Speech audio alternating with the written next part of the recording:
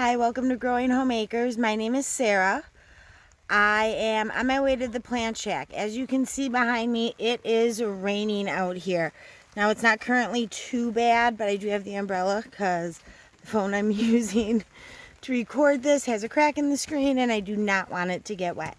So because of all this rain though, I am having to bring all of, well, I shouldn't say because of all the rain.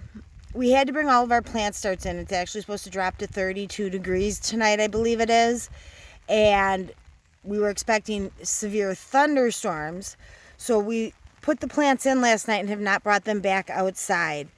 We haven't really gotten thunderstorms, but I don't want to take the chance that like all of a sudden it starts storming and I'm the only one at the homestead right now. Mom and dad are gone, husband's at work, baby's sick, and he is sleeping right now, so I'm able to go over there real quick, or go over to the plant shack real quick. But if all of a sudden it starts storming and he's wide awake and he doesn't feel good, I'm not going to be able to get out here to get all the plants into protection. So I'm going over to check on everything. We also have a bunch of seeds that we got from an auction that were a really good price, but they're only really labeled with codes. So I'm going to try and get some of the codes off of those today and see if I can look up what some of them are. Maybe get those started to plant and trial this year as well. You can see our little pigs back there. They probably don't mind the rain, but also wish it was a little nicer out.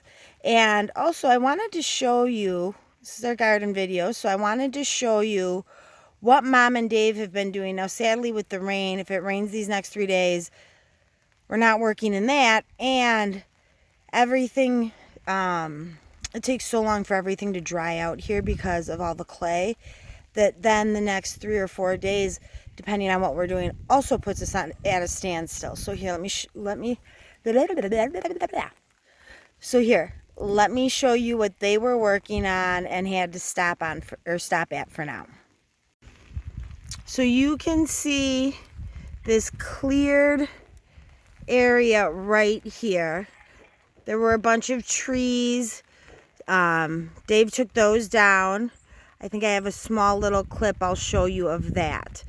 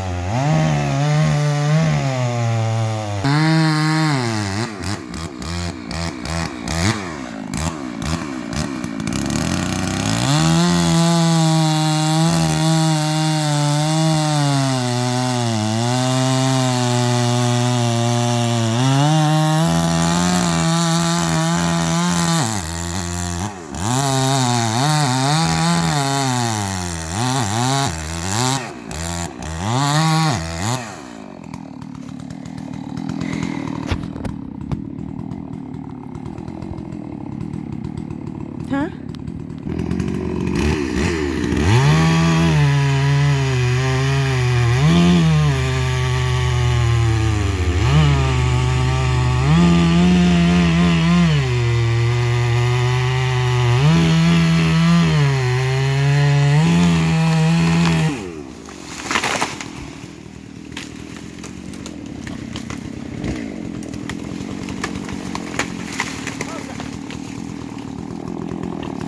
You okay, girls? The girls aren't sure what's going on. They're like, what's going on? That would not have gone better. What's going on? That's just great. What's going on? What's going on? I know. I know. Don't eat my hand. Don't eat my hand.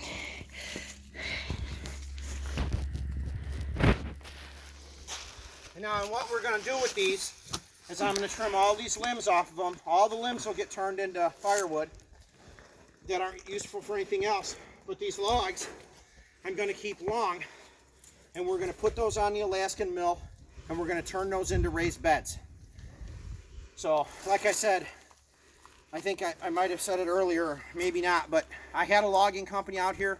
They weren't interested in these trees, so we're going to use them. And we'll see what we can use them for. And that's it. Thanks for watching.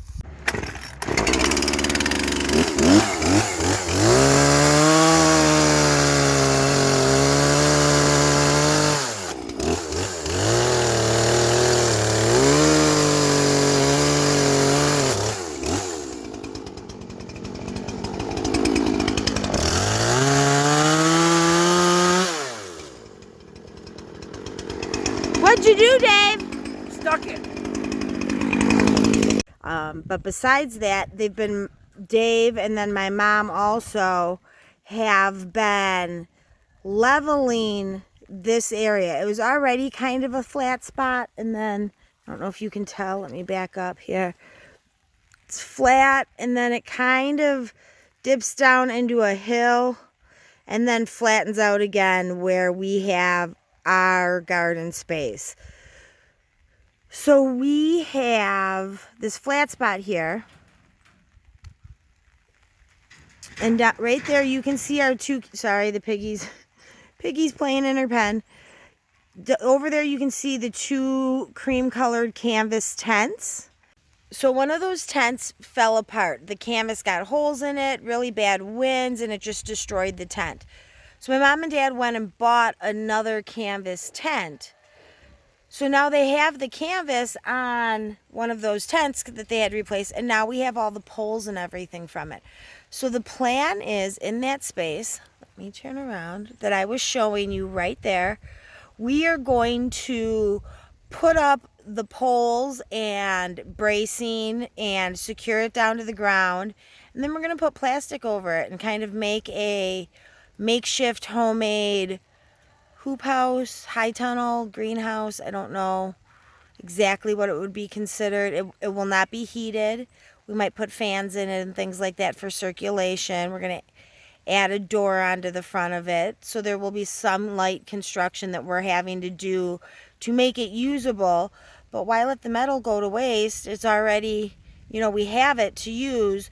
It's 10 by 20. It'll be a nice place for us to either plant in some fall crops or to plant stuff that really gets bad bugs and maybe try and keep that at bay, or for seed starts in the spring, late winter and spring, when we are really struggling for space and safe spots for our tender plants that we've just started.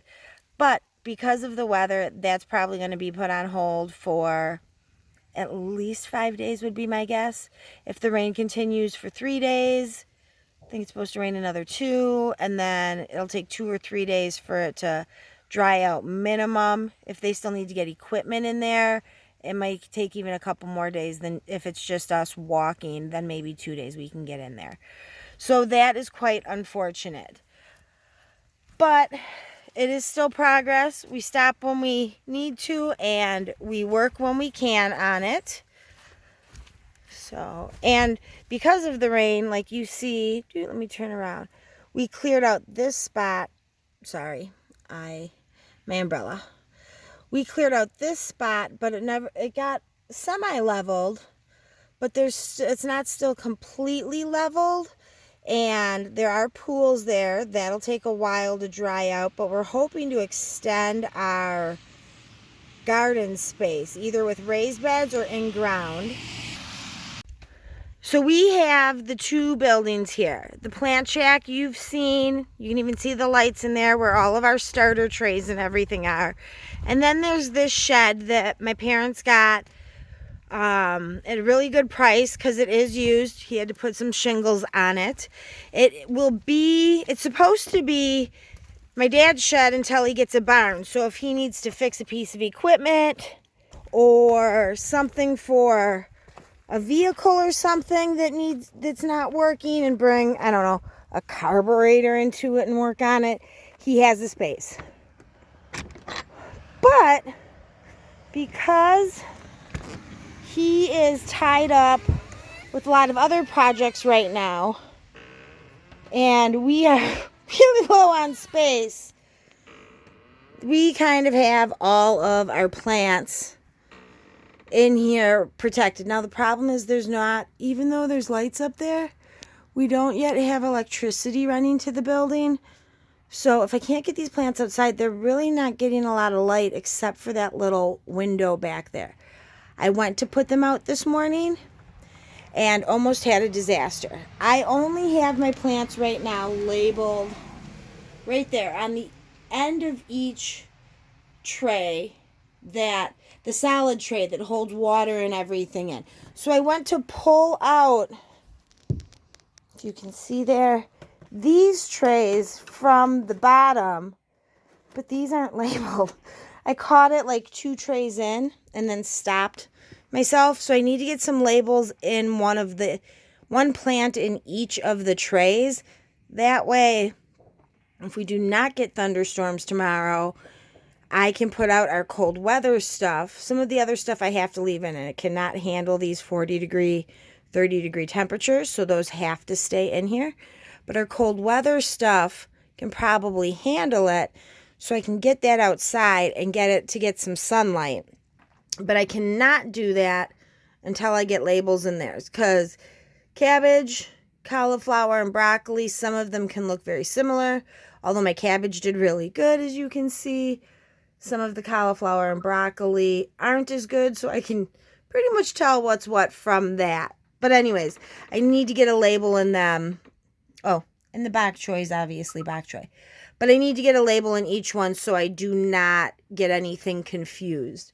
Some of the pots or trays also have, like, back here, that's 3 different things in there. I have painter's tape on the sides letting me know what it is. But if I turn around and take that out of there, I don't have those labels anymore. So everything's in here right now, and hopefully the rain doesn't turn into thunderstorms, and I'll be able to get it all outside tomorrow. Plant Shack is doing well, although as you can see, again, I am pretty much out of space.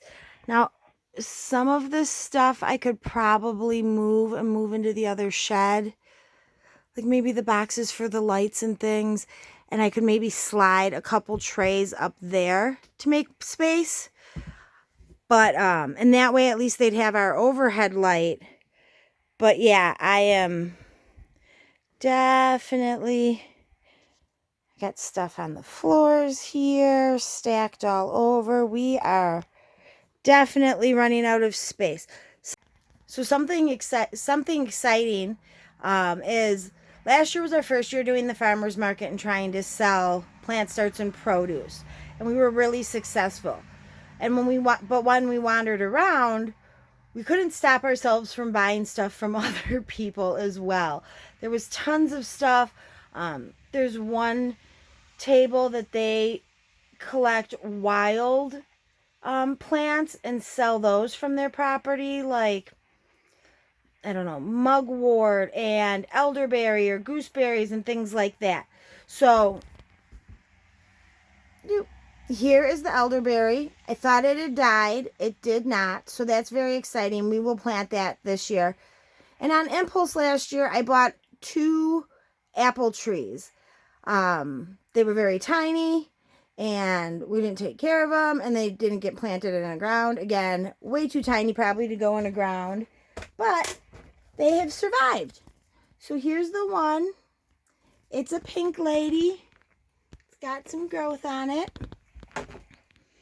And then my other one, which I thought had, wait, hold on.